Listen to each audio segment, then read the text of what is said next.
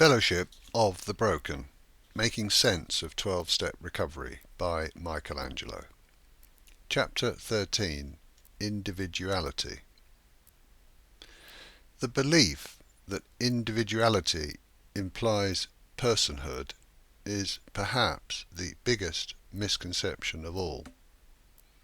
This belief is so widespread and deeply held that it seems ridiculous to even question it. The vast majority of us would answer in the affirmative if we were asked whether or not we are a person. All of us would also be able to confirm with complete certainty that we exist. The assumption that we then make is that we exist as a person. This belief is reinforced by our sense of individuality, which in turn confirms our apparent separation from the world. This assumption is simply not true. We answer the first question from the position of the personal ego-mind, and we respond to the second question from our sense of being or universal mind. It is universal mind or consciousness that is aware of existence, and it's the ego mind that assumes that individual existence must mean personhood. The word assume means to suppose or to take for granted without proof as the basis of argument. It will become easier to let go of our personal ego self once we clearly see that personhood is not and never has been who we truly are. Turning again to the natural world for insight, it's said that all snowflakes are unique. It now seems that the number of different shapes may be limited, but that each is unique and individual at the molecular level. Likewise, every grain of sand is unique, and every blade of grass.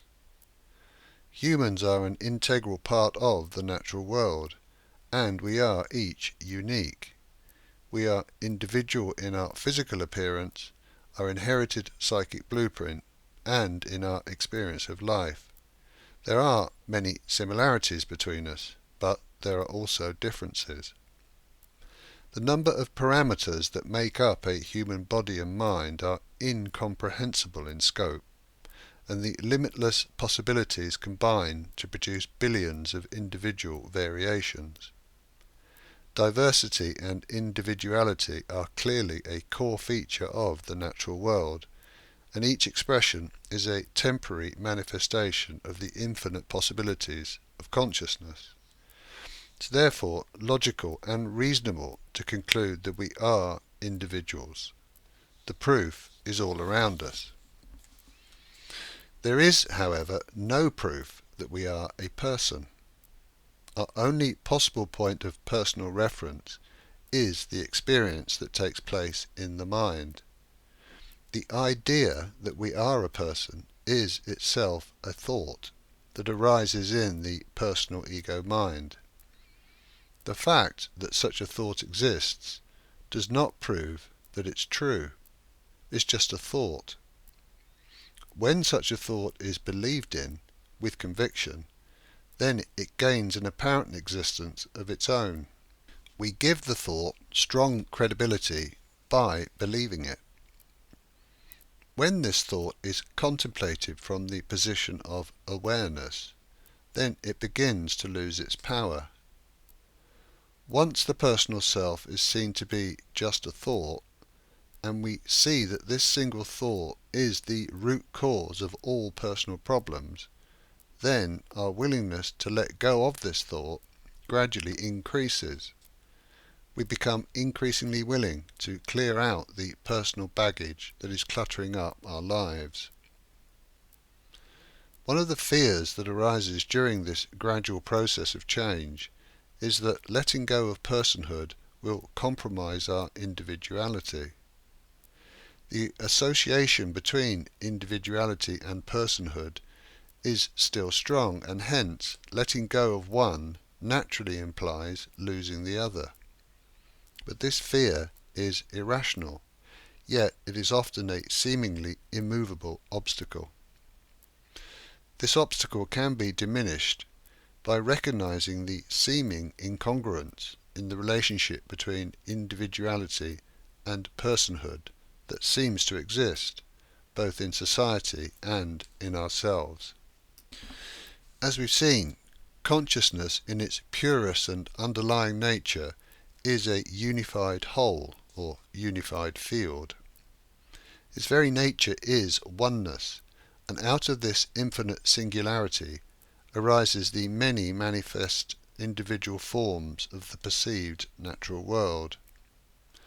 When infinite universal mind condenses into a finite individual mind, it limits itself and inevitably sets up a tension or longing for its own true nature. The compressed bath sponge naturally has a tendency towards releasing tension and returning to its former expanded state. This longing is experienced in the ego mind as a desire for happiness, peace, love, and unity. The inherent yearning for unity expresses itself throughout the natural world, and in humans it arises as the need for intimate relationships, friendships, family, community, and society. We have a natural desire to be part of a tribe, to fit in and be part of something bigger. This inclination to fit in and be accepted is a key driver of our individual behaviour. It also exists at all levels of culture, from nationalism to local community to family tradition to being in a stable relationship. This pining for togetherness also drives fashions, trends, belief systems, political systems, and all manner of other socio-economic factors. There are differences within cultures, of course, but influences overlap and homogeneity gradually pervades. There's a premium on standardization and conformity. There's a constant craving to be part of the gang, to follow the latest trend and subvert our individuality. There is a feeling of safety in numbers and a natural fear of being left out or excluded. Everyone is busy putting on a mask and trying to be normal without really knowing what normal is. Indeed, the idea of normal keeps changing, which is a clear indication that there is no such thing. We live the lives that we think we are supposed to be living, but somehow our constant attempts to satisfy the need for wholeness and acceptance never seem to produce the desired result. We look enviously at the lives of others and wish that we could be more like them. Meanwhile, we retain our sense of personal individuality. As well as wanting to fit in and be accepted, there's also an often suppressed desire for authenticity and creativity. There's something in us that craves freedom of expression. We may use substances or behaviours to overcome our inhibitions and provide temporary relief from the restrictions of the personal self. We tend to have a grudging admiration for those who are able to express their authenticity, and perhaps wish that we too could be blessed with such self-confidence. The idea of self-confidence is, however, based on the assumption that there is a self that possesses confidence. We are all somewhere on the spectrum of balance between human and being. The greater the influence of being, the more authentic the expression of individuality becomes. Self-confidence is actually the dilution of living a self-conscious existence. As the attachment to personal self loosens, the more confident we seem to become. Individuality reveals itself in a myriad of ways, but it's perhaps most prominent in the world of art.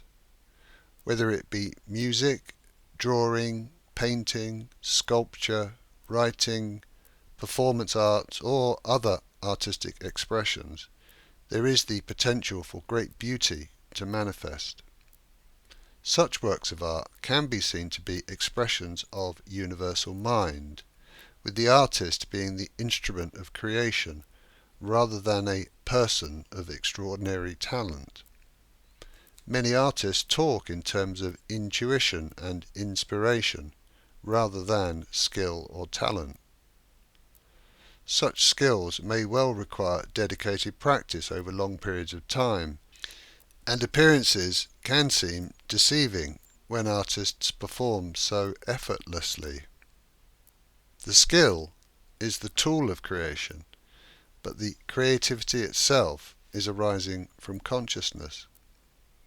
We have a tendency to idolize artists in a way that highlights our appreciation of creativity and beauty, and the whole celebrity culture is a reflection of our admiration for authenticity.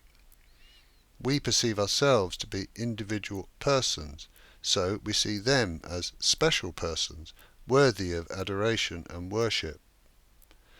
All of this overlooks the true source of creativity and beauty.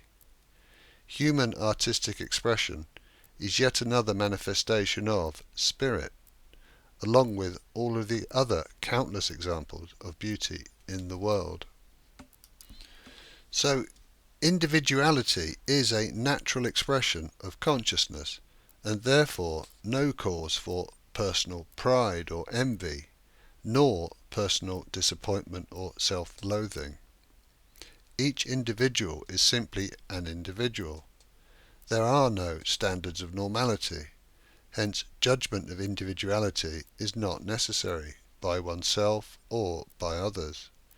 We are all individual expressions of one universal mind, and all expressions are valid and part of the whole. Individuality is natural, and it's only the personal mind that thinks otherwise. The apparent incongruence between individuality and personhood is therefore a misunderstanding. The desire for unity and acceptance is a natural and inherent consequence of the human mind. The longing for creative expression and individuality is arising from universal mind, consciousness or spirit. There is no incongruence because there is no person. It's all mixed up together in the muddy waters of the ego mind.